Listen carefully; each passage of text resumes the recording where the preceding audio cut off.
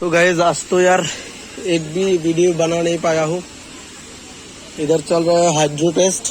और hydro test क्या है ये अगर जानना चाहते हो तो फिर कमेंट करो, चैनल को सब्सक्राइब करो और कमेंट पे बोलो कि जानना चाहते हो हाइड्रो टेस्ट क्या होती है। उसके बाद मैं बना रहा हूँ और आज पूरा दिन ही ये सब कवरिंग हो रहा है।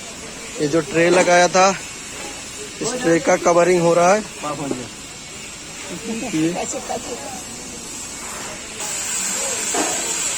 और ये देख ही सकते हैं कितनी अच्छा लग रहा है। इधर अंदर से ये चल रहा है गैस कटिंग, हमारे काका कर रहा है।